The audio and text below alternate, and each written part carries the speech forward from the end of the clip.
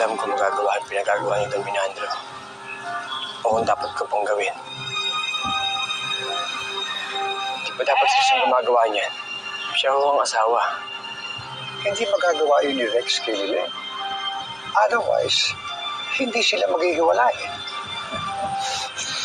Don Minando, noon pong kami ni Lilith, hindi ko siya naalagaan mabuti. Ngayon pa yung meron na akong pamilya dapat bantayan. Hindi ko namang hinihiling sa'yo na mahalin mo rin si Lilith katulad ng dati. Ang aking pakiusap ay bigyan mo siya ng konting pag-aalaga at pangunawa. Be a friend to her. Take care of her. More than anyone, ikaw lang ang makakatulong sa kanya. Sige ho. Magiging kaibigan na ako, Lilith. Salamat, Dong. Tatanawin ko itong malaking utang na naman.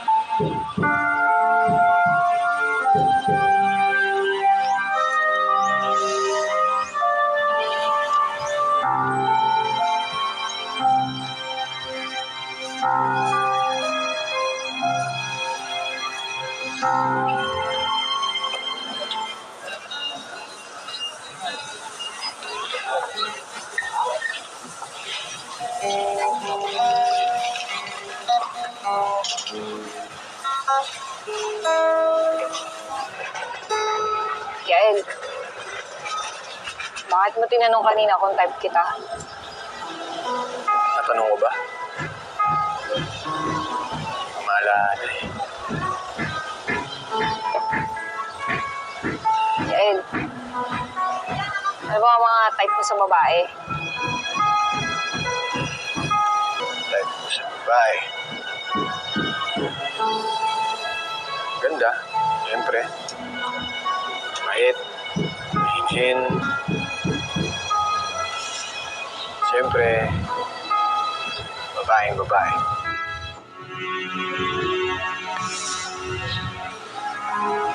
Babaeng babae? Sin abistida tsaka naka-manicure?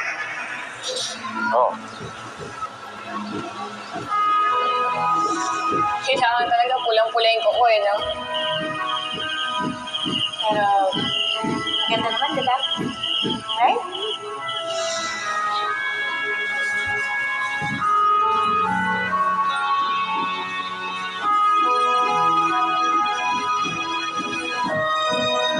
Sin lipstick. Yun! Natumbok mo.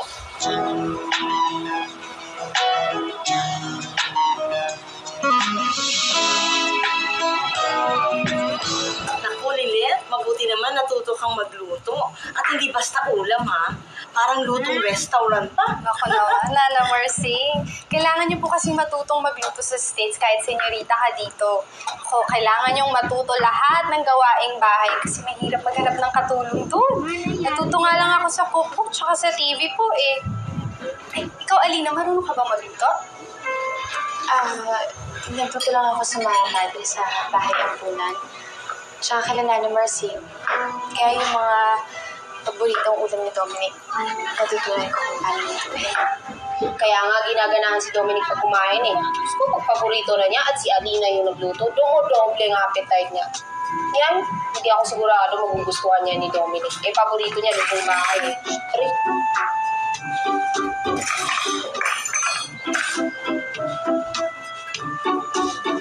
Oh, ano meron? Ba't dito kayo lahat? Dom, nagluluto kami. Ito, tikman mo. Yan yung natutunan ko sa States. Sarap! Tikman mo kung ano pang kulang.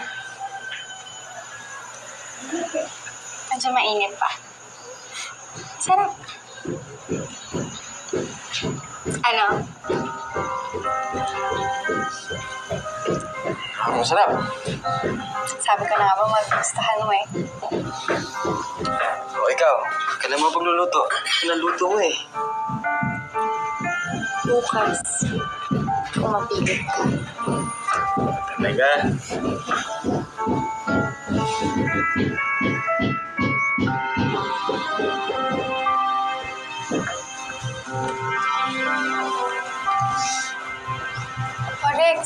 nandito ka pala. Tikman mo naman to, nilito ko. Excuse me. Masarap. I cooked this for you. Sana man lang ma-appreciate mo. Kung magpapanggap tayong mag-isawa pa rin, sana man lang ipakita mo mahalaga pa rin sa'yo.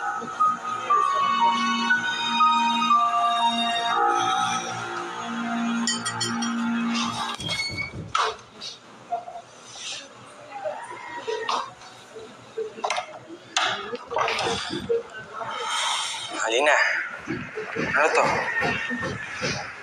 Tulugan mo. Obvious ba?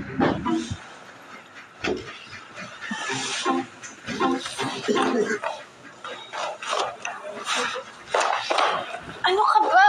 Huwag ka nga dito. Sinabing sa sahig ka matulog eh. Ano ba? Ang luwang-luwang ng kama eh. Ayoko. Mainit. Bubuksan ko yung aircon. Ayoko din. Baka ako. Teka nga, katampo ka ba? Ano na naman ang ginawa ko ngayon? Ikaw? Wala. Walang wala. Wala. Wala naman pala eh. Kiss mo ako. Ano ka? Ikis mo mukha mo. Ah, ganun. Ay, kiss mo yung mukha mo. Ha? Ano ba? Ano ka ba? Kiss mo yung mukha mo. Ha?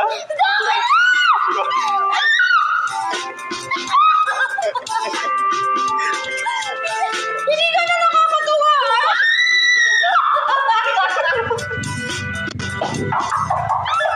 Alina? Dong!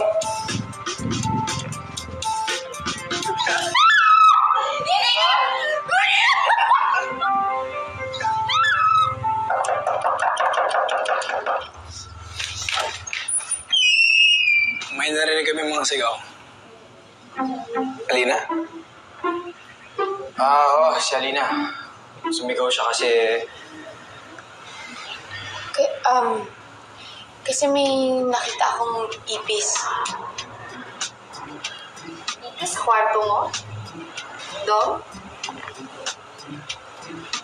Sige, magpapaspray ako kay Nana Marcing dito bukas. Eh, hindi, okay lang. Ako na lang. No, it's okay. Ako na.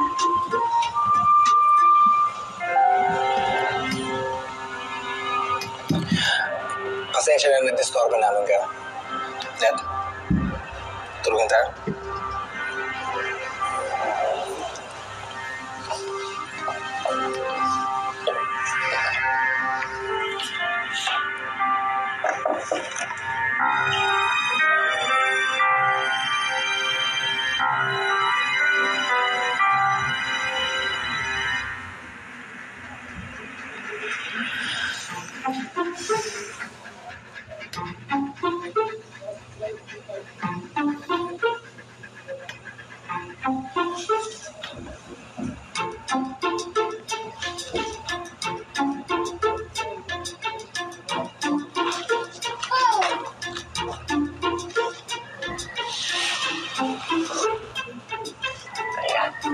Gising ka pa? Hindi na. Tulog na ako. Gising ko nga. Uy, kulit ka pa?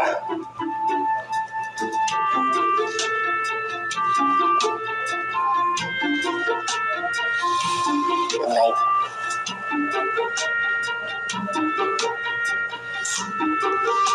Tutulog na din ako.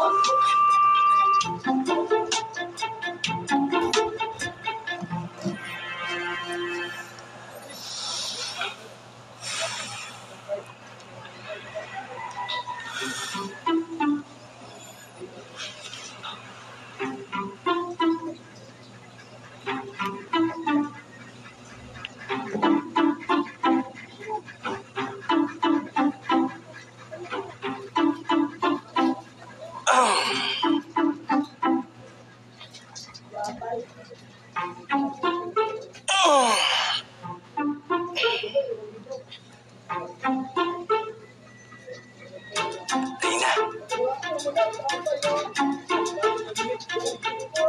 Alina. Alina.